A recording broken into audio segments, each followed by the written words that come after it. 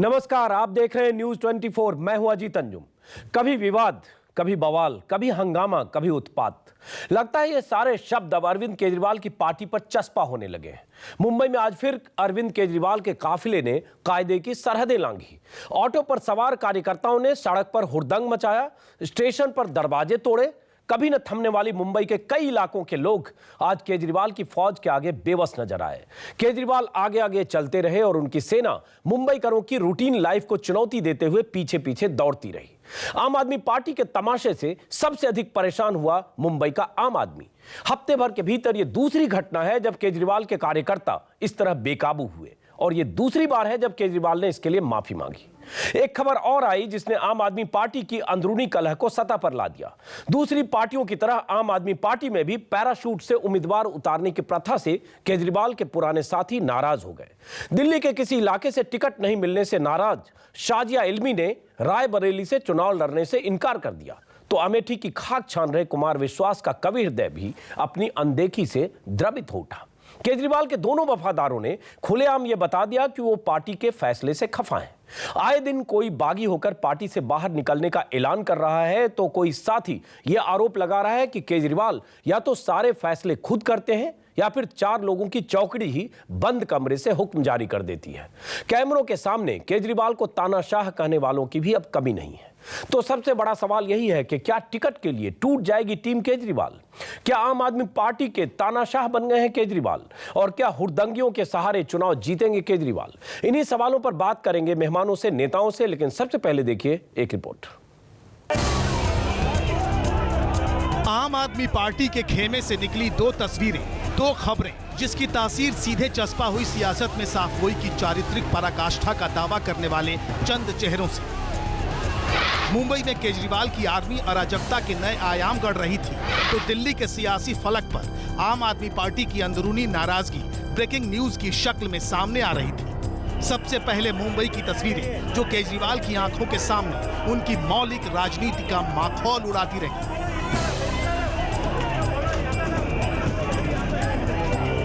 सिर पर सफेद टोपी और स्वराज की आवाज के साथ आम आदमी पार्टी के कार्यकर्ता जब केजरीवाल के साथ मुंबई की सड़कों और स्टेशनों से गुजरे तो मानो आक्रमण की मुद्रा में नियम कायदों की धज्जियां उड़ाते हुए चौराहों से गांधीवाद और अहिंसावाद की दुहाई देने वालों का चरित्र बेपर्दा हो गया। माया नगरी के आसमान का सूरज ढलते ढलते। देखिए चर्च गेट पर कैसे टूटा मेटल डिटेक्टर गेट। ऑटो की जान लेने पर कैसे आमादा हो गए आपके सिपाही। देखिए कैसे रुस्वा हो गए ट्रैफिक रूल्स। मुंबई की लोकल में ऐसे हाईजैक हुई आम आदमी की शांति और ऐसे हावी हो गया हुड़दंग का शोर। मैं भी था इधर, लेकिन बहुत लोगों को बहुत तकलीफ हुई। ये खाली दिखावे के लिए और कुछ नहीं। ऐसा रोड शो करके पब्लिक को तकलीफ नहीं देना चाहिए था। जो लोगों की यहाँ तकलीफ हो रही थी, ऐसा लग रहा था कि झगड़ा होने वाला है। जहां जहां से गुजरा केजरीवाल का काफिला आम आदमी की बेबसी के निशान पीछे छूटते गए। केजरीवाल कभी ऑटो में बैठे, कभी लोकल में घूमे, पीछे उत्पाती फौज दौड़ती रही। केजरीवाल ने माफी भी मांगी, मगर कैमरों के पीछे, जिसे खबरों की भाषा में ऑफ द रिकॉर्ड कहते हैं। केजरीवाल के हिस्से में काले झंडे भी आए, विरोध की आवाज भी बुलंद हुई, और जैसे ही मुंबई संभली, सूबे के गृह मंत्री आर पाटिल ने कहा हर नुकसान की भरपाई होगी, केजरीवाल से हर्जाना वसूला जाएगा। यदि पब्लिक प्रॉपर्टी का नुकसान होता है तो वो महाराष्ट्र में वसूल करने का कानून हमने बनाया है, सबको लागू है। खैर, जिस वक्त केजरीवाल महाराष्ट्र में जमीन तलाश रहे थे, आपके अपनों की नाराजगी सुर्खियों में थी। शाजिया इल्मी की भावनाएं ट्विटर के जरिए सामने आई, कुमार विश्वास की नाराजगी छायावाद की शक्ल में छलकी, और केजरीवाल की पार्टी का घोर घमासान सरेआम हो गया। कैमरों के सामने शाजिया बोली, उन्होंने 2 महीने पहले ही बता दिया था कि वो रायबरेली से सोनिया गांधी के खिलाफ नहीं लड़ेंगी। हमने कहा हम रायबरेली एक बार भी नहीं गए, तो हम क्यों लड़ेंगे वहाँ से? और पार्टी को पता है ये बहुत दिनों से, मेरे ख्याल से 2 महीने पहले ही मैंने मना कर दिया था। वाकई इसमें क्या गलत है जो कुछ 100 वोटों से दिल्ली विधानसभा का चुनाव हारने वाली शाजिया अपने कर्म क्षेत्र दिल्ली से चुनाव लड़ना चाहती थी। ये तो शाजिया थी जिन्होंने सीधे शब्दों में अपनी बात कह दी। केजरीवाल के विश्वास ने तो छायावादी काव्य में ही अपनी कसक का इजहार किया, फिर सामने आए, बता दिया हाँ नाराज हूँ, ये मनीष और केजरीवाल को भी पता है। मेरी पार्टी में एक दो टिकट गलत ऐसे दिए गए जो मुझे लगता है गलत दिए गए। मैं उनके बारे में अरविंद को, मनीष को, सबको कह रहा हूँ। मैंने संजय से भी बात की, अरविंद से भी बात की है। ऐसा नहीं कि आपके इस तूफान से केजरीवाल बेखबर थे, मगर खामोश रहे। पर विरोधी कैसे चुप रहते, सो सीधे हल्ला बोल दिया आम आदमी पार्टी की चौकड़ी पर। वो लोग भी आक्रामक हो गए जो कभी केजरीवाल की पार्टी के दुलारे थे। अब जो दिखाई दे रहा है वो तो एक डिक्टेटरशिप का तरीका है कि हम खुद ही फैसला कर रहे हैं हर एक के बारे में। अब वो कहाँ गई रायशुमारी? डिक्टेटरशिप में एक ही आदमी खुश होता है, बाकी सब नाराज होते हैं, क्योंकि उन सबको एक दादा टाइप आदमी के नीचे काम करना पड़ता है। जो लोग दूसरों को एक्सपोज करने का ठेका लेके घूम रहे थे, वो खुद एक के बाद एक एक्सपोज होते जा रहे हैं। साजिया बहन इतने दिन से काम कर रही थी, उसकी भावनाओं का ख्याल नहीं रखा जा रहा है। वो दिल्ली में इतनी उसने मेहनत किया है, तो उसको आप रायबरेली से क्यों लड़ा रहे हो? उसको हराने के लिए लड़ा रहे हो? जरा सोचिए, आम आदमी पार्टी के चुनावी अभियान का आगाज ऐसा है तो अंजाम कैसा होगा। इसीलिए सवाल उठे कि क्या टिकट के लिए टूट जाएगी team Kejriwal. Bureau report, news 24। आम आदमी पार्टी साफ सुथरी छवि होने का दावा करने वाली पार्टी, शुचिता की पक्षधर पार्टी, ऐसी पार्टी जो मानती है बाकी परंपरागत पार्टियों से वो पार्टी अलग है।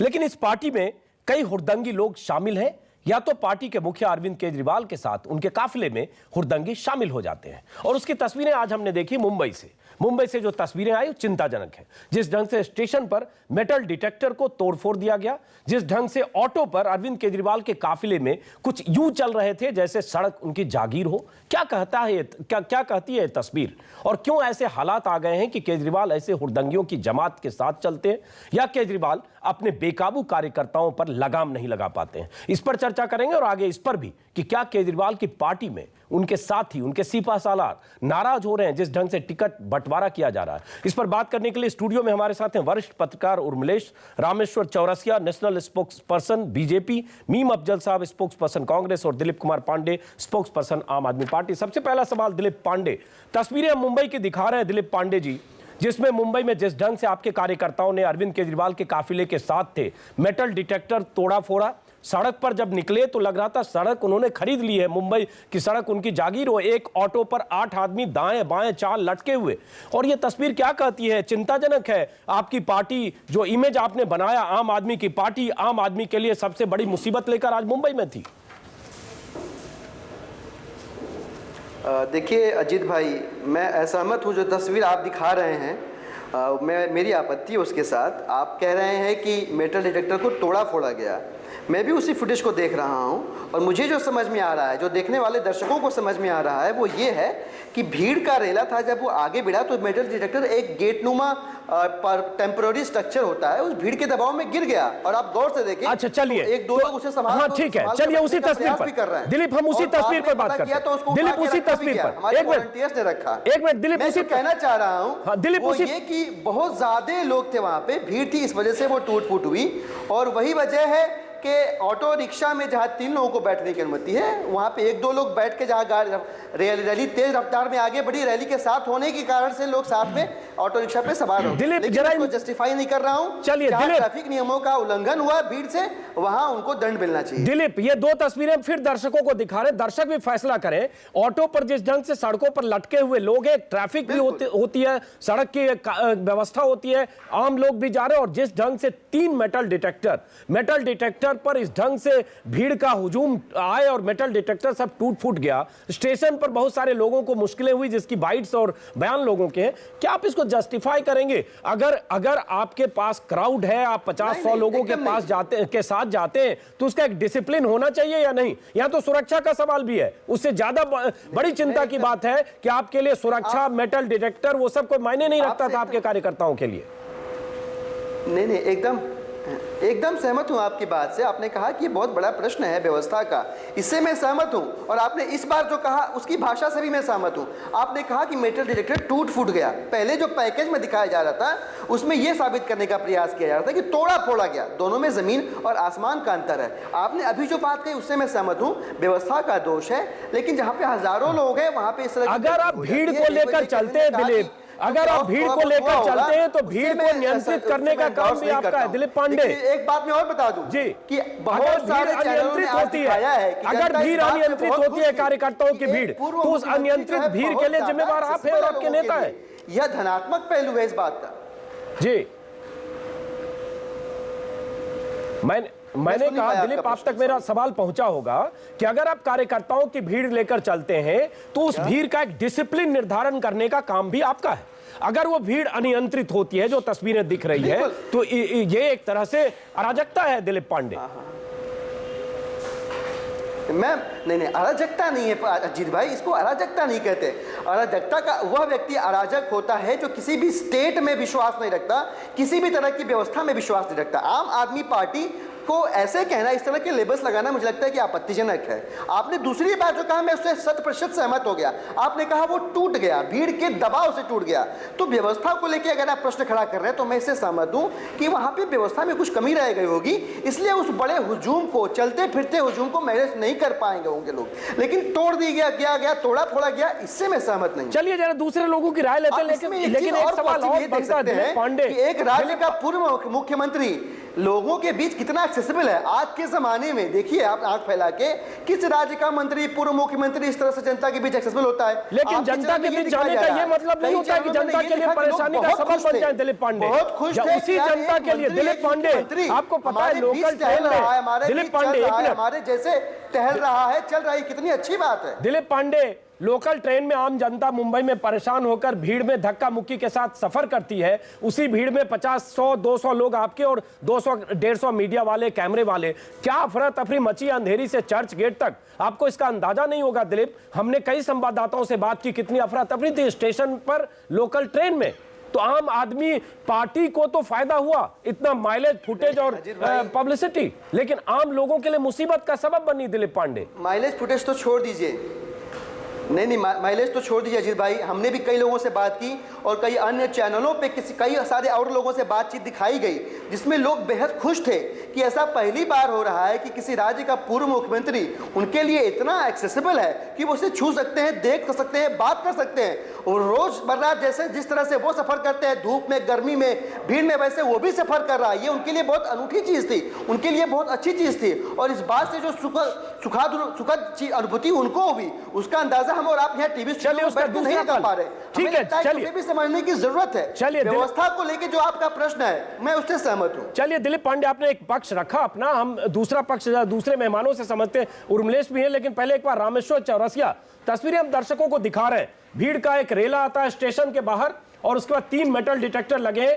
तीनों मेटल डिटेक्टर गिरते हैं, टूट जाते हैं। सरकार की तरफ से कहा जाता है कि जो नुकसान हुआ उसका जुर्माना महाराष्ट्र सरकार वसूलेगी। और उसके बाद दूसरी तरफ सड़क पर जब ऑटो का काफिला चलता है, एक ऑटो पर 4-4 लोग दाएं बाएं लटके हुए हैं। क्या मानते हैं कि एक मुख्यमंत्री है, जनता के बीच, आम आदमी के बीच जाकर एक पूर्व मुख्यमंत्री, एक नेता मिलता है? चलिए ये भी एक तस्वीर है, इसमें गलत क्या है? रामेश्वर चौरसिया, जैसा कि कह रहे हैं दिलीप पांडे।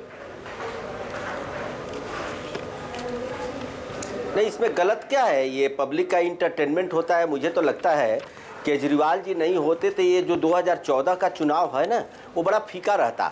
एक मैवरिक है, इंटरटेनमेंट इनको चाहिए। मुख्यमंत्री बन गया तो 48 दिन में 200 बार प्रेस कॉन्फ्रेंस। मुख्यमंत्री लोगों ने बनाया काम करने के लिए, व्यवस्था में विश्वास करते हैं। मुख्यमंत्री बन गए, लेकिन रिपब्लिक डे जो देश की जनता मनाती है, तो बड़े लोगों का खाली काम है जाकर के धरने पर बैठ गए। अभी ट्रेन में चलेंगे, इतनी सिक्योरिटी इनके साथ रहेगी। देखिए हो क्या रहा है, आपने देखा होगा कोई पिक्चर हिट करने के लिए उसमें आइटम सॉन्ग होता है। आइटम सॉन्ग पहले ही पिक्चर हिट कर देता है, लेकिन 4-5 पिक्चर उसी दिन रिलीज होती है। आइटम सॉन्ग वाले पिक्चर में दम नहीं होता है तो फ्लॉप कर जाती है, बाकी पिक्चरें चलते रहती है।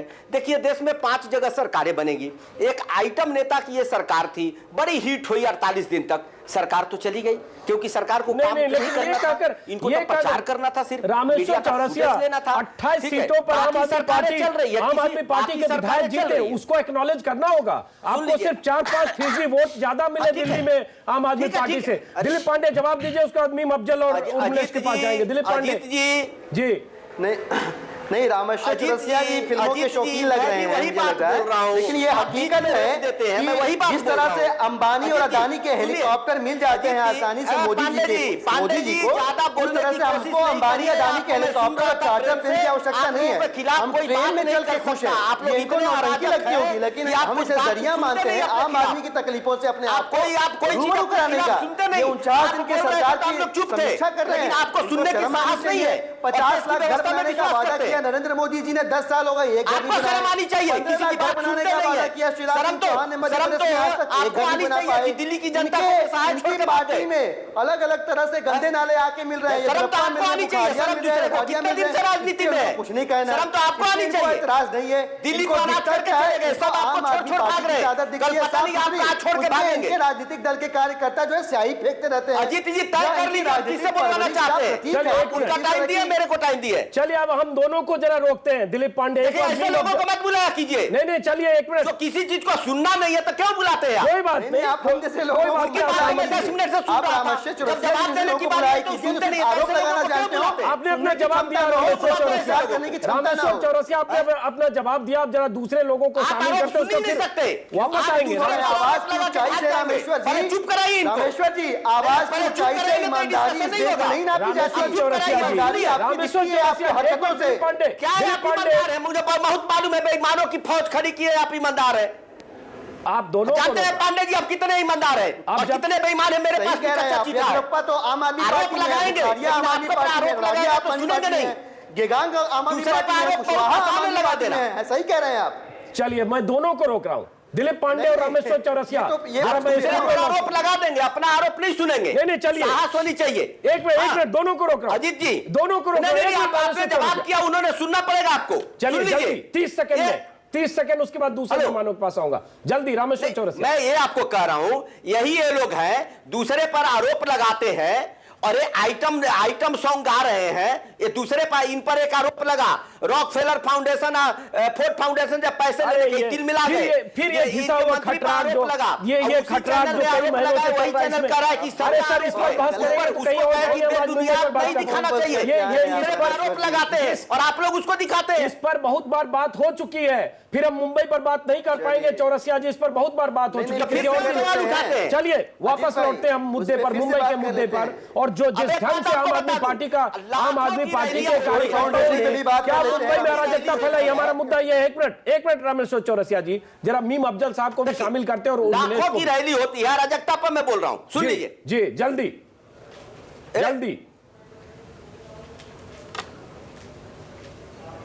चलिए मीम अफजल साहब, जिस ढंग से मुंबई की जो तस्वीरें आई और उसके पहले दिल्ली में बीजेपी के दफ्तर पर जो हुआ, उसके लिए हालांकि केजरीवाल ने सार्वजनिक रूप से माफी मांगी और आम आदमी पार्टी के बाकी नेताओं ने भी माफी मांगी। यहां तो उत्पात खुलेआम था, दोनों पक्ष से था, बीजेपी और कांग्रेस, माफ करें, बीजेपी और आम आदमी पार्टी, दोनों तरफ से ईंट पत्थर और न जाने क्या क्या फेंके गए। अब जो तस्वीरें आई है, एक अराजक तस्वीर है, जिसको वो मानते हैं कि एक पूर्व मुख्यमंत्री, एक नेता जनता के बीच जाता है, जनता या कार्यकर्ता बेकाबू हुई, 4 मेटल डिटेक्टर टूट गए या गिरकर टूट गए, ऑटो पर 3 की जगह 6 लद गए, सड़क पर ट्रैफिक की अव्यवस्था हो गई। तो इसमें गलत क्या है?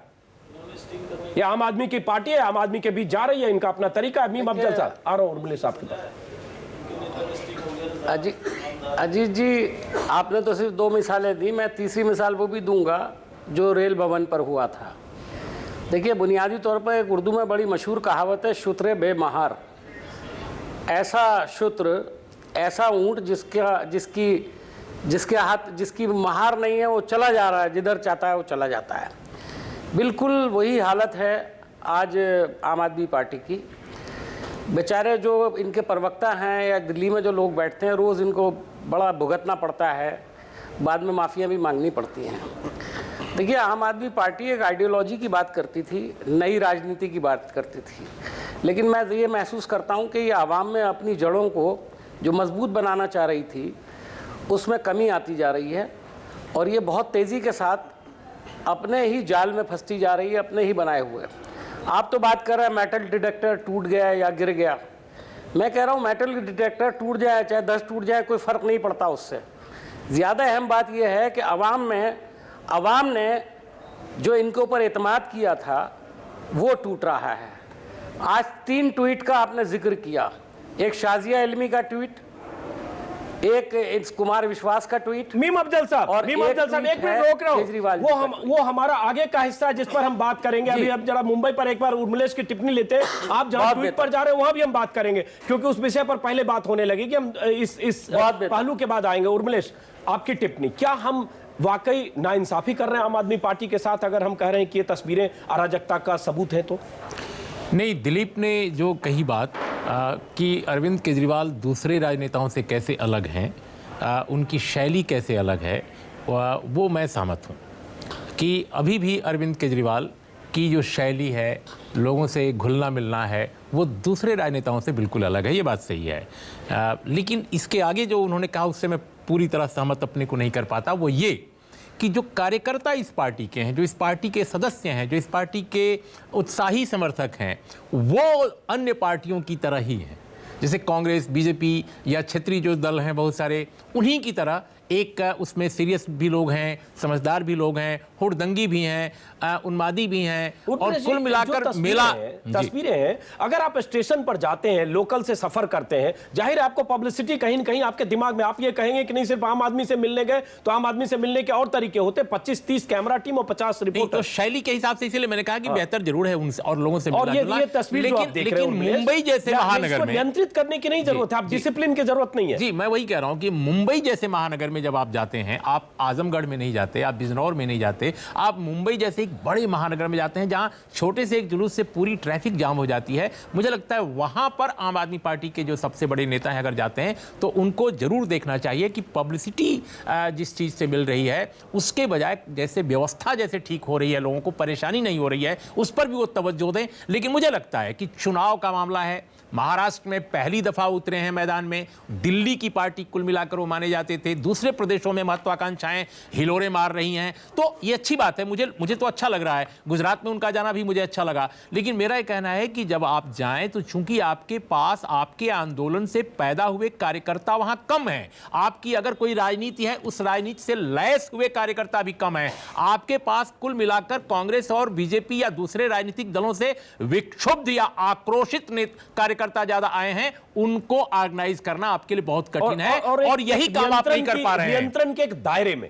एग्जैक्टली। और मुझे लगता है कि सबसे बड़ी प्रॉब्लम इस पार्टी की यही है कि व्यवस्था के से जो नाराजगी गहरी है लोगों में, उसी आक्रोश में पैदा हुई ये पार्टी है, लेकिन ये अपने आप में अपने को ऑर्गेनाइज नहीं कर पा रही है किसी व्यवस्थित विचार से या किसी शैली से। तस्वीरें जो दर्शक जो तस्वीर देख रहे होंगे, ये मुंबई पे सड़क की तस्वीर है, एयरपोर्ट से लेकर देखा होगा। अब आप ये बताइए, दफ्तर जाने का टाइम है, इससे अराजकता नहीं, अराजकता इसको क्यों नहीं कहे? सड़क पर बहुत सारे आम आदमी सफर कर रहे हैं। मैं अजीत वही आपको याद दिलाऊंगा, आपने पटना में भी जर्नलिज्म किया है, आपने दिल्ली में भी कर रहे हैं, आपने देखा होगा बहुत सारे लेफ्ट ओरिएंटेड जो ऑर्गेनाइजेशंस हैं, किसानों के, मजदूरों के, वो रैलियां निकालते हैं और इतनी पंक्तिबद्ध और इतनी कतारबद्ध। अब आप उनको लाख कह लीजिए कि वो इररिलेवेंट हो गए हैं, आजकल झंडा लेकर कतारबद्ध ही जाते हैं, आजकल अप्रासंगिक होते जा रहे हैं। लेकिन ये सच है कि उनके अंदर अनुशासन, उनके अंदर मर्यादा, उनके अंदर और जो चीजें हैं काफी रही हैं, जो सीखने की जरूरत है, जो ये कमी सीखने की जरूरत है। दिलीप पांडे, एक अहम चीज और है दिलीप पांडे, हम बाकी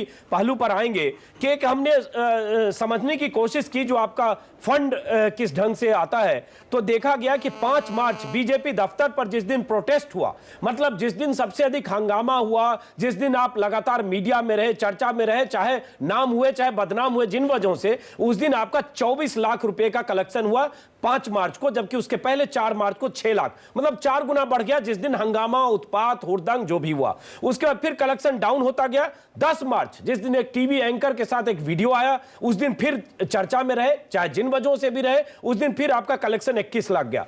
एक खबर भी आज टाइम्स ऑफ इंडिया में आई है कि जब जब ऐसा बवाल होता है, विवाद होता है, आपका कलेक्शन शूट अप करता है। तो कहीं दिलीप पांडे इसलिए भी तो नहीं ये सब होता है कि चलो थोड़ा होने दो, थोड़ी चर्चा हो और इससे फायदा हो कलेक्शन के तौर पर, फंड के तौर पर? ये तो अगर ऐसी सोच हम रख रहे होंगे अजीत भाई तो हम एक दिन भी एग्जिस्ट ना करें, वही हमारे हित में होगा, वही इस देश के हित में होगा। इस तरह की गंदी सोच कम से कम हम नहीं रखते हैं। मैं आपको स्पष्ट कर दूं कि हंगामा करवा दे ताकि हम चर्चा में हो और 10-20 लाख रुपए मिल जाएं। ये 10-20 लाख रुपए हफ्ते 10 दिन 15 दिन में इकट्ठा करके अगर हम ये सोचते हैं कि हम चुनाव लड़ लेंगे 543, 100, 250 सीटों पे, तो हम जैसा कोई निरा बेवकूफ इस दुनिया में कोई नहीं है। ये बहुत गलत बात है, ऐसा कतई नहीं है। मैं तो तथ्य बता रहा हूं, मैं तो तथ्य बता रहा हूं। देखिए, हमने भी इस पैटर्न को देखा हुआ है, दिलीप, हमने भी इस पैटर्न को रीड किया हुआ है, और हमने जैसे रीड किया हुआ है इस पैटर्न को, हमारा ये मानना है जब जब ऐसा हुआ है कि आम आदमी पार्टी के ऊपर कोई अत्याचार हुआ, गलत ढंग से आम आदमी पार्टी की छवि को नष्ट करने की कोशिश की गई, बदनाम करने की कोशिश की गई, जनता इसका जवाब देती है अपने समर्थन के रूप में। अपना समर्थन जनता जो बाहर है, जो दूर है, वो डोनेशन करके देना चाहती है कि भाई तुम ऐसे कह रहे हो कि आम आदमी पार्टी गलत है, गलत आरोप लगा रहे हो, हम इसका समर्थन करते हैं और ये लो आज हम चंदा देते हैं अपने समर्थन के रूप में। इस तरह से आपको बता दूं कि ऐसे कुछ हमारे साथी हैं जो 1 जनवरी से आज तक रोजाना 2000 रुपए डोनेट कर रहे हैं, 2014 रुपए। ये इस तरह का इमोशनल कनेक्ट है लोगों का, जो जब जब देखते हैं आम आदमी पार्टी को बदनाम करने की कोशिश की जा रही है, चलिए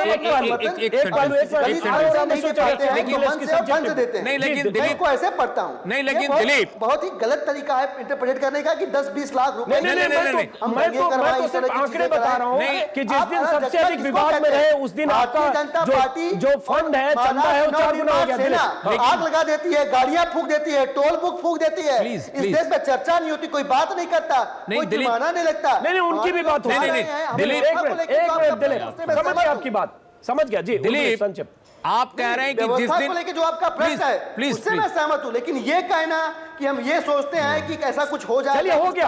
हम तो आंकड़ों के आधार पर, तथ्यों के आधार पर कह रहे थे थोड़ा दिन आपका फंड बढ़ता है 4 गुना। चलिए, जिस आप अभी कह रहे हैं कि जिस दिन आपको अरे भाई एक सेकंड सुन लीजिए दिलीप, सुन लीजिए एक मिनट। चेक है कि उन तथ्यों का नकारात्मक विश्लेषण हो, उसका धनात्मक पहलू। चलिए, आपने सकारात्मक विश्लेषण कर दिया। एक मिनट जल्दी, बहुत दुर्भाग्यपूर्ण है। चलिए कोई बात नहीं, आप अपनी बात रख। नहीं, मैं कह रहा हूं दिलीप अभी कह रहे हैं मामला है, आप ही लोग कर लीजिए बस। नहीं आ रहे आपके पास आ रहे हैं, सुनेंगे नहीं। दिलीप अभी कह रहे हैं कि साहब हमें जब बदनाम करने की कोशिश हो जाती है तो उस वक्त हम उभर जाते हैं और हमारे समर्थक हमारे पक्ष में उतरते हैं। लेकिन मेरा कहना है कि जिस दिन बीजेपी हेडक्वार्टर के सामने आपने हुड़दंग कराई, जिस दिन आपके बड़े नेताओं के नेतृत्व में जो लोकसभा के प्रत्याशी भी हैं उनके नेतृत्व में भी वहां पर हुआ और उसको पूरे देश ने खारिज किया, उसको निर्वाचन आयोग भी गलत मानता है। 4 गुना आपका बढ़ा, इसका मतलब 4 मार्च को 6,63,000 और 5 मार्च को 24,26,000। अजीत, मैं वही कह रहा हूं कि अगर ये दलील है दिलीप की कि जिस दिन आपको बदनाम करने की साजिश होती है उस दिन बढ़ता है, अरे भाई क्या मतलब है? आप तो स्वयं गलत किए, पूरे देश ने गलत माना, आपको किसी ने साजिश नहीं रची, आप अपने पाप के सहभागी स्वयं हैं, आपने वो पाप किया है। भाजपा के लोग भी शामिल थे, दोनों लोग को मानते हैं, दोनों शामिल। दोनों पे क्यों हुआ? भारतीय जनता पार्टी के राष्ट्रीय प्रवक्ता लाठी लेके मार रहे हैं लोगों को, नहीं होता है। अरे जनाब हम दोनों को मानते हैं, लेकिन आपने इनिशिएट किया, जुलूस आपने निकाला। जनता इस सच को समझ रही है, दोनों लोग शामिल थे। एंडोर्स नहीं किया उर्मिला जी की उसकी जो हिंसात्मक कार्रवाई हुई गलत हुई, लेकिन भाजपा का एक भी आदमी के खिलाफ एफआईआर नहीं होता, उनका एक भी व्यक्ति डिटेन नहीं होता, अरेस्ट नहीं होता, ऐसा क्यों हुआ? जुलूस आपने निकाला, प्रोवोक आपने किया। चलिए मुझे जरा वक्त कम है, दूसरे मुद्दे पर भी आना पड़ेगा। रामेश्वर चौरसिया जवाब दीजिए, उसके बाद हम दूसरे मुद्दे पर आएंगे। रामेश्वर चौरसिया कोहिनी जी लाठी लेके दौड़ रहे हैं, इसको कैसे? गलत है, दोनों तरफ जो भी उत्पात हुड़दंग हुआ दोनों तरफ से हुआ। रामेश्वर चौरसिया चर्चा नहीं की, रामेश्वर चौरसिया देखा और जनता को समझ में आया कि ये बदनाम करने की साजिश है। अरे भाई चुप कराओ मुझे तो आपके साथ नहीं कुछ नहीं जानते हैं। 17 कार्यकर्ता, 7 लड़कियां, चुप कराओगे तो बोलूं। दिलीप एक मिनट, दूसरे लोगों को बोलने दीजिए। एक भी व्यक्ति जेल के अंदर नहीं गया, खिलाफ एफआईआर नहीं हुई, उस पर चर्चा क्यों नहीं हुई चैनल में? चलिए बहुत चर्चा हुई उस पर चैनल में, सच जनता ने देखा। एक मिनट जरा, रामेश्वर चौरसिया जल्दी। ओहो, मैं तो पहले ही आपको बोला इनको व्यवस्था में कोई विश्वास नहीं। आप मेटल डिटेक्टर की बात करते हैं, आपको मालूम है लाखों लाख की रैलियां होती है, मेटल डिटेक्टर से ही जाने देते हैं, चाहे प्रधानमंत्री की हो, कि सोनिया जी की हो, कि नरेंद्र भाई की हो। आज तक कहीं इंसिडेंट आपने सुना मेटल डिटेक्टर टूटने का? ये तो व्यवस्था है, व्यवस्था हमारे कार्यकर्ता बनाते हैं। जहां तक इन्होंने बोला कि ये रैलियां में या बीजेपी दफ्तर की, एक सवाल अब मैं आपसे पूछता हूं, आप छोड़ दीजिए, उनसे तो पूछ नहीं सकते, उन पर आरोप भी नहीं लगा सकते, वो आपका मुंह नोच लेंगे। मैं एक बात बताता हूं, जब चुनाव आयोग है, जब चुनाव घोषित हो जाता है, पुलिस जो भी कार्रवाई करती है तो उसकी शिकायत हम चुनाव आयोग को करते हैं, कोई पॉलिटिकल पार्टी के दफ्तर पर प्रदर्शन नहीं करते हैं। चुनाव घोषणा होने के साथ ही पुलिस जो है पूरी तरह चुनाव आयोग के कंट्रोल में आ जाती है, और स्टेट पुलिस का भी सीआर आजकल चुनाव आयोग लिखता है। तो एक तो इनको व्यवस्था में कोई विश्वास नहीं है, इसलिए दफ्तर पर गए थे कि ताकि मीडिया फुटेज मिले। ये मीडिया से आए थे और मीडिया से समाप्त होंगे, ये भी आपको बोल रहा हूं। क्यों? इनको किसी व्यवस्था, इनसे बहस भी आप क्या कर सकते हैं? इनका स्टिंग होगा तो कहेंगे नहीं नहीं नहीं, इसमें गलत क्या है। दूसरे का स्टिंग होगा, दूसरे पर आरोप लगा देंगे और भाग जाएंगे, कोई प्रूफ नहीं देंगे, और एक ही आरोप रोज दिखाएंगे और रोज बड़े लोगों का नाम लेके आरोप लगाएंगे। मोदी और मुकेश का आरोप इन्होंने 15 दिन से लगाया, कोई प्रूफ नहीं। लेकिन इन पर जब आरोप लगा, जवाब भी नहीं देते ना, रामेश्वर चौरसिया उसका जवाब भी नहीं देते। लेकिन चलिए जरा सब्जेक्ट जो हवाई यात्राएं करते हैं, एक मिनट विषय को बदलते हैं, एक मिनट अंबानी और अदानी के चार्टर प्लेन में किया जाता है। एक मिनट दिलीप पांडे का जवाब आरटीआई की कॉपी में मिला हुआ है। एक मिनट दिलीप पांडे, इस बात का क्या जवाब बताएंगे आप इस देश को? दिलीप पांडे, ये देश जानना चाहता है कि चाय बेचने वाले के पास हवाई सवारी करने के लिए कहां से पैसा आता है? पांडे जी अभी राजनीति में आए, नए सीख लो, कहां से पैसा आता है? पांडे जी राजनीति में आए, नए बताएंगे कि नरेंद्र मोदी जी जब भाजपा कार्यालय पे प्लेन से आते हैं, उसका जवाब दिया गया था तो साथी रखेंगे क्या लोगों को? आप बताएंगे, आप कुछ भी बोलते जाते हो, कुछ भी बोलते जाते हो कि नरेंद्र कोहली क्यों उस दिन कुछ भी बोलते जाते हैं, न खाता न देखो। नहीं नहीं, आप परिकथाएं करिए, वो सब ठीक है। अच्छा चलिए, गलत है। आपको एक बात बता दूं, रामेश्वर चौरसिया, एक मिनट रामेश्वर चौरसिया, अरविंद केजरीवाल कहां से गाइड होते हैं, इनके यहाँ जो फूट हो रहे हैं उससे आपको पता चल गया। चलिए फूट पर हम आते हैं, चलिए रामेश्वर चौरसिया उसी मुद्दे पर आते वक्त रामेश्वर चौरसिया दिलीप पांडे दोनों को रोक रहा हूँ। रामेश्वर चौरसिया जी, रामेश्वर चौरसिया जी, दिलीप पांडे, एक मिनट। अंबानी और अदानी के हाथ के या चेहरे के मुखौटे हैं। अरे रामेश्वर चौरसिया, दिलीप पांडे, एक मिनट, दिलीप पांडे, दिलीप पांडे क्या?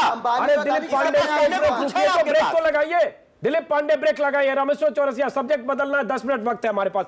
दिलीप पांडे, आपकी पार्टी से एक मिनट, आपकी पार्टी से खबरें आ रही है कि शाजिया इल्मी नई दिल्ली या दिल्ली की किसी कंस्टिट्यूएंसी से, साथ में से जो भी कंस्टिट्यूएंसी हो, चांदनी चौक या जो भी हो, वहां से चुनाव लड़ना चाहती थी, आपने उन्हें टिकट नहीं दिया। शाजिया इल्मी ने अपना दर्द दिल बयां किया और आज उन्होंने साफ कहा भी, मैं बागी नहीं हूं लेकिन नाराज हूं। कुमार विश्वास के भी कुछ ऐसे संकेत आए जिसमें कुमार विश्वास ने कहा कि पार्टी में 1-2 टिकट गलत दिए गए, मुझे लगता है गलत टिकट दिए गए, उनके बारे में अरविंद मनीष सबको बता चुका। ये क्या हो रहा है आपकी पार्टी में? देखिए अजीत भाई, चुनाव के पहले इस तरह की चीज़ों को विद्रोह की संज्ञा देना मुझे लगता है कि ये गलत है। विद्रोह नहीं है ये। शाजिया जी के बारे में मीडिया में स्पेकुलेशन चल रहे थे कि वो रायबरेली से लड़ेंगी। उन्होंने इस बात का खंडन किया कि रायबरेली से मैं चुनाव नहीं लड़ना चाहती, कभी इच्छा भी नहीं थी। उन्होंने इस बात को स्पष्ट किया, ये विद्रोह की बात नहीं है, वो अभी भी पार्टी के साथ बनी हुई हैं। उन्होंने ट्वीट करके इस बात को क्लैरिफाई किया कि वहां से लड़ना नहीं चाहती थी। कहां से लड़ना चाहती थी वो भी बताया उन्होंने, लेकिन एक्चुअली में कौन कहां से चुनाव लड़ता है ये तय करना पीएससी का काम है। लेकिन कहा जा रहा है ये तय 3 लोग करते हैं, गलत बयान यही तो कहा जा रहा है कि ये तय अरविंद केजरीवाल ये तो खुद करते हैं। ये तो अच्छी बात है कि हमारे यहाँ पार्टी 3 लोग हैं, योगेंद्र यादव, संजय सिंह, और विद्रोह की अगर हम बात करें, योगेंद्र यादव, संजय सिंह और मनीष सिसोदिया। ये कहा जा रहा है चौकड़ी तय कर रही है, इसलिए बहुत सारे जेन्युइन लोगों को टिकट नहीं दिया जा रहा है, बाहरी लोगों को पैराशूट से आप ड्रॉपिंग कर रहे हैं जैसे बाकी पार्टियों में होता है। यही नाराजगी आपकी पार्टी में, तो आपकी पार्टी अलग कैसे हुई? नहीं, कोई नाराजगी की बात नहीं है। ऐसा तो कोई कह सकता है जब कोई किसी को चार लोग हैं, 4 में से 3 को नहीं मिला, तो वो 3 लोग ऐसी बात कर सकते हैं। लेकिन एक चीज स्पष्ट करना चाहूंगा बिना लाग लपेट के, हमारी पार्टी के अंदर कोई टिकट के लिए आ रहा है, व्यक्तिगत महत्वाकांक्षा के लिए आ रहा है, अपने हित के लिए आ रहा है, तो वो गलत पार्टी में आ गया है। हैरत है, नरेंद्र मोदी जो बात कही के लिए पार्टी से या देश से बड़े हो सकते हैं, हमारे लिए देश सैद्धांतिक बातें सब सही है दिलीप, कोई लड़ाई, ये अलग अलग जिम्मेदारियां, ये सैद्धांतिक बातें दिलीप सब सही है, लेकिन शाजिया इल्मी कोई मामूली नहीं है कार्यकर्ता। 3 साल से 2.5 साल से आपके साथ काम करती रही, सड़क से लेकर और विधानसभा चुनाव लड़ी, 3.5 वोट से हार गई। लेकिन शाजिया इल्मी का कहना कि मैं बागी नहीं हूं, नाराज हूं, रायबरेली नहीं, मैं दिल्ली से चुनाव लड़ना चाहती थी, यह इस बात का सबूत है। दूसरी चीज, गौतम बुद्ध नगर से आपने किसी सिंह साहब को टिकट दिया, यहां प्रदर्शन हो रहा है, कुछ लोगों ने उनको टिकट दिया, वो टिकट लौटा रहे। सविता भट्टी ने चंडीगढ़ से लौटाया। एक मिस्टर अग्रवाल है जो फाउंडर मेंबर है, उन्होंने इस्तीफा दे दिया। Arvind Kejriwal private limited company की तरह से पार्टी चला रहे। तो आरोप पार्टी के भीतर से लग रहे हैं दिलीप पांडे। नहीं, कोई बात नहीं ना, एक एक करके सारे स्पेसिफिक केसेस हैं। अगर आप चाहें तो मैं एक एक करके बता सकता हूं, पर इन जनरल अगर मैं बताऊं तो ऐसा होता है, हर पार्टी में होता होगा, हमारे यहाँ भी होता है ऐसा, जहां 5 लोग 6 लोगों ने अप्लाई किया हुआ है, एक को टिकट मिलना है जो पीएससी तय करती है, तो बाकी लोग नाराज होते हैं, उनका दुख जायज है। ऐसा नहीं करना चाहिए कि उनको गलत ठहराना चाहिए। आप करें बाकी जैसे पार्टी उसी पास से ये पार्टी। दिल्ली विधानसभा के अनुभव से अगर मैं जाऊं तो इनमें से बहुत सारे लोग साथ आते हैं और काम करते हैं पार्टी के लिए। रामेश्वर चौरसिया नहीं है, किसी भी तरह से फूट का संकेत नहीं है, सारी स्वाभाविक चीजें हैं। आ रहा हूं जरा एक बार। मीम अफजल साहब बहुत देर से बैठे, चौरसिया साहब आपके पास आ रहा हूं। मीम अफजल साहब माफ करें, देर से आप आया, चूंकि बीजेपी और आम आदमी पार्टी में गर्मा गर्मी ज्यादा हो जाती है। आप साइलेंट मोड पर हैं, आप संजीदा आदमी भी हैं, आपको उतना आक्रोश भी नहीं होता आता। मीम अफजल साहब, सवाल ही नहीं था। मीम अफजल साहब आ रहा हूं। मीम अफजल साहब, पार्टी में जो पार्टी विथ ए डिफरेंस तो बीजेपी रही है, लेकिन पार्टी विथ ए डिफरेंस की तरह आम आदमी पार्टी भी काम करती रही है। और आम आदमी पार्टी से जो खबरें आ रही है, ये सब तो कांग्रेस की विरासत है। कांग्रेस से ऐसी खबरें आती है, जगदम्बिका पाल चले जाते हैं, कोई इधर चला जाता है, किसी को आप टिकट देते हैं, शनिवार को रविवार को बीजेपी में चला जाता है। आपकी पार्टी का रोग लग रहा है, आम आदमी पार्टी को लग गया है। अफजल साहब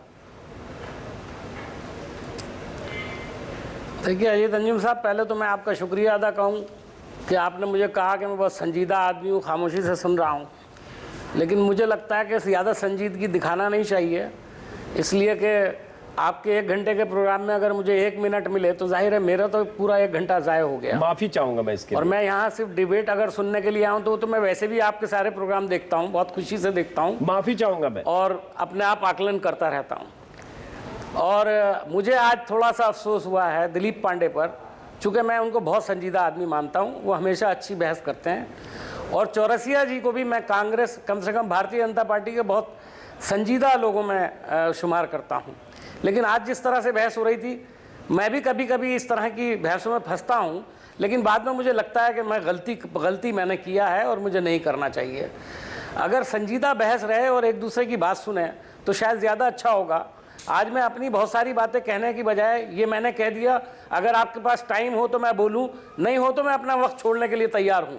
और जहां तक आपने ये मत समझिएगा कि मैं शायद अपनी पार्टी के लिए जवाब नहीं देना चाह रहा हूं। आपकी इजाजत हो तो जवाब दे दूं। जवाब दीजिए। देखिए, कांग्रेस पार्टी का जहां तक ताल्लुक है, हमारे यहाँ से ज़रूर कुछ लोग गए हैं, कोई नई बात नहीं है। आपको याद होगा एक ज़माने में असलम शेर खां भारतीय जनता पार्टी में चले गए थे, लेकिन हमारी पार्टी के लोग जब कभी गलती से चले भी जाते हैं तो उनको कांग्रेस ही अफोर्ड कर सकती है, दूसरी कोई पार्टी अफोर्ड करती नहीं, बस का नहीं है। इसलिए कि आइडियोलॉजिकल कमिटमेंट जो होता है वो इंसान का ज़िंदगी में कभी पीछा नहीं छोड़ता, मेरा ऐसा मानना है।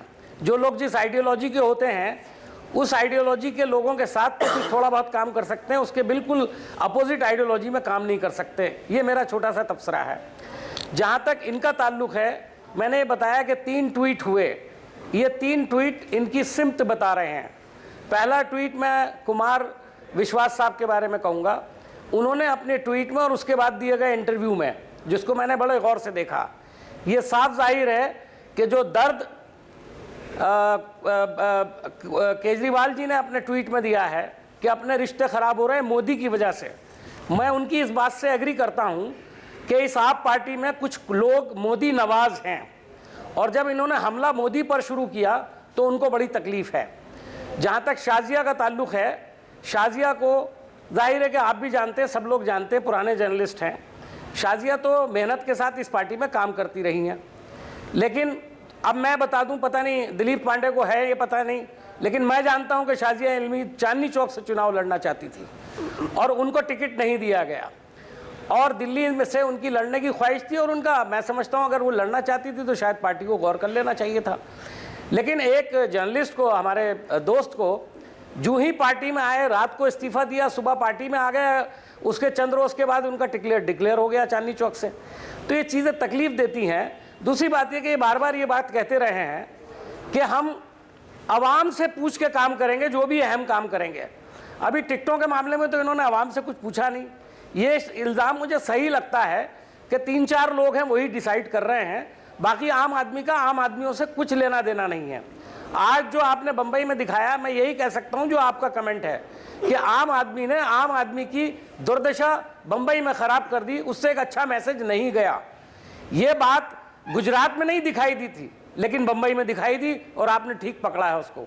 तो मैं ये कहना चाहता हूं कि अभी आम आदमी पार्टी को बहुत संजीदगी के साथ ये सोचना चाहिए कि उनकी दिशा क्या है, वरना उनकी दुर्दिशा बहुत खराब होने वाली है, ऐसा मुझे लगता है। चलिए मीम अफजल साहब, आपने अपनी बात कही। दिलीप पांडे आऊंगा, रामेश्वर चौरसिया आपके पास। दिलीप पांडे, कुमार विश्वास ने कई ट्वीट किए। पहली ट्वीट तो चढ़ती नदी में नाले गिरेंगे तो आस्थावान स्नान से भी डरेगा, आचमन से इसकी सफाई दे दी कि मैंने बीजेपी के लिए कहा। लेकिन दो और ट्वीट जी हमारा ले लीजिए या तो मैं चला जाऊं, बस मुझे जाना है। आ रहा हूं आपके पास। अजीत जी आ रहा हूं आपके पास, 1 मिनट आ रहा हूं, प्रोग्राम ही खत्म हो रहा है, आ रहा हूं आपके पास। दूसरा ट्वीट, जिनके एक इशारे पर हम गुलशन से लोहा ले बैठे, जरा गंध मांगी तो बोले हवा भी अनुकूल नहीं। ये सब किसकी तरफ इशारा करते हैं? कुमार विश्वास के ये ट्वीट, और साथ में अगर अरविंद केजरीवाल तुरंत कहते हैं कि मोदी, जिस ढंग से हम मोदी पर हमला कर रहे हैं उससे हमारे रिश्ते कुछ रीडिफाइन हो रहे हैं। दिलीप पांडे, देखिए ये सारी चीज़ें जो है ना, कौन किस भाव से लिख रहा है, ये सारा अपने अपने बहुत ही सब्जेक्टिव चीज़ है कि हम इसको कैसे स्पेकुलेट करते हैं। अब जैसे आपने कहा कि गुलशन से लोहा ले लिया, मैं इसको इस परिप्रेक्ष्य में स्पेकुलेट कर सकता हूँ कि अडवाणी जी के लिए किया जा रहा था। पूरी जिंदगी उस इंसान ने इस पार्टी को, एक पार्टी को खड़ा करने में लगा दिया। सारी इशारे पर कुमार विश्वास तो उनको दूध की मक्खी की तरह निकाल दिया एक पार्टी ने। ये दुर्भाग्यपूर्ण है। नहीं, ये भटका रहा है। दिलीप पांडे अब जवाब नहीं दे रहे। दूसरा एक और है, प्रतिकूल पथ पर चल रहा था लथपथ अकेला, ढह गए संबंध पिछले, डट गया निस्वार्थ मेला। आप इसको अपने ढंग से बीजेपी के फोल्ड में डाल रहे हैं। 1 मिनट, रामेश्वर चौरसिया पहले आऊंगा और मिले साहब के बाद, चूंकि चौरसिया साहब को शायद जाना है। चौरसिया साहब, ये जो तीनों ट्वीट है, जो ये शेर शायरी है और दर्दे कुमार विश्वास है, कह रहे सब अडवाणी बीजेपी और मोदी की चिंता में है। अजीत जी, एक बात मैं आपको साफ कर दूं, नीम अफजल साहब भी दुखी हैं और मैं भी दुखी हुआ। 10 मिनट हमने दिलीप पांडे का भाषण सुना, मेरी बारी आई, मैं तो बोल ही रहा था, वो बीच में टपक पड़े तो मुझे आवाज़ तेज करनी पड़ी। पहली बात, एक बात मैं आपको बता दूं, जब टॉपिक आप रखते हैं, अगर देश से संबंधित है, पॉलिटिक्स से, तो हमारा है। ये आप पार्टी का हुड़दंग और आपका दिखाना, ये आप उनसे सवाल पूछेंगे, मेरा इससे कोई लेना देना नहीं। इनके नेता ने कहा, नेता छोड़ के जा रहे, कुछ लेना देना नहीं। इन पर कुछ, क्योंकि मैं इसलिए नहीं आना चाहता, इन पर कोई आरोप लगाओगे वो सीधे से नकार देंगे और आपको झूठा करार दे देंगे। तो ऐसे लोगों से बहस करके अपना समय जाया करना में हमें कोई मजा नहीं आता, क्योंकि आपने देखा हुड़दंग इनका, दिखा आप रहे हैं, पूछ आप रहे हैं, मैं इसमें कहां आता हूं? इलेक्शन कमीशन आता है, ये बार बार बीजेपी पर आरोप लगाएंगे, आरोप लगाते रहे, वो तो एक ही बात रोज बोलेंगे। इसलिए मैं कहता हूं कि आम आदमी के नाम पर, जो आम आदमी को आंख में धूल झोंकने का काम कर रहे थे, इनका पोल खुल गया है। और नीम अफजल साहब, ये बात भी सही है आपकी, आप किसी चीज में मोदी का नाम नहीं ले तो आपका पूरा नहीं होगा, क्योंकि वहां जाकर के हाईकमान से आपको सुनना पड़ेगा कि मोदी पर अटैक क्यों नहीं किया। वही आम आदमी का, ये बात सही है कि आज मोदी जी देश में सबसे पॉपुलर नेता है, तो अपने काम के बदौलत है, और उसमें आप भी उनको सांप्रदायिक कह करके गुजरात में जैसे साफ हुए, आप देश में भी आप लोग साफ होंगे। लेकिन मैं आपसे एक सवाल करता हूं, अजीत जी आपसे मैं पूछता हूं, बताओ इस टॉपिक पर मेरा क्या लेना देना था? इनको हुड़दंग पर मैं क्यों इस फसले में पड़ूं? राजनीतिक पार्टी है, आवाज तेज होगी तो आप कहोगे कि आप देश की एक राजनीतिक पार्टी है और उसके चरित्र पर अगर विश्लेषण करना है तो हर पार्टी से बात होगी, इसमें कोई ऐसी बात नहीं है। चलिए टिप्पणी, जो कुछ चल रहा है आम आदमी पार्टी के भीतर, बात करते ही पार्टी कहां से आ गई? कोई बात नहीं, कहीं का रोड़ा, भानुमति का कुनवा जोड़ा। बिल्कुल बिल्कुल। हम लोग कल बीजेपी पर बात करेंगे तो बाकी पार्टियों क्यों कहेंगे बीजेपी में रामकृपाल आए तो उस पर आप क्यों बात कर रहे हैं? आम आदमी पार्टी पर इसलिए बात करना जरूरी है क्योंकि आम आदमी पार्टी एक नया फेनोमेनन है भारतीय राजनीति में, और एक ऐसा फेनोमेनन जिसमें वो दावा करती है कि वो राजनीति को बदलने आई है, वो समाज व्यवस्था को बदलने आई है और बेहतर चीजें देने आई है। मुझे लगता है कि कुल मिलाकर सवाल तो ये खड़े कर रहे हैं, लेकिन जहां तक व्यवस्था का प्रश्न है, गवर्नेंस का प्रश्न है, चीजों को बदलने का प्रश्न है, वो नजरिया कहीं ना कहीं ये इनके पास नहीं है, या तो उसको वो सही ढंग से एग्जीक्यूट नहीं कर पा रहे हैं। पहली बात। दूसरी बात की अरविंद केजरीवाल ने जो आज ट्वीट किया है बड़ा इंपॉर्टेंट है कि जैसे ही मैंने मोदी पर को निशाना बनाया, कुछ लोग इस तरह से कर रहे हैं। ये पार्टी के अंदर अगर ये परिघटना हो रही है तो उनको राष्ट्रीय अध्यक्ष के रूप में, कन्वीनर के रूप में उनको बताना चाहिए, एक्सप्लेन करना चाहिए कि वे कौन लोग हैं और उनकी पार्टी क्यों दरक रही है, क्या वो वजह है। और ये भी बताना चाहिए कि शाजिया इल्मी जैसे या और जो महत्वपूर्ण लोग हैं, कार्यकर्ता बहुत प्रमुख जो हैं, वो क्यों टिकट के इतने लाल उनकी लिप्सा है, इतनी सीटों को लेकर लिप्सा है कि समाज बदलने के बजाय वो संसद में पहुंचने को हमें रोकना पड़ेगा कार्यक्रम। दिलीप तो नहीं चाहते ऐसा। बहुत अहम बात आपने कही उर्मिलेश, इसी टिप्पणी के साथ इस कार्यक्रम को खत्म करना पड़ेगा। आप सभी मेहमानों का बहुत बहुत शुक्रिया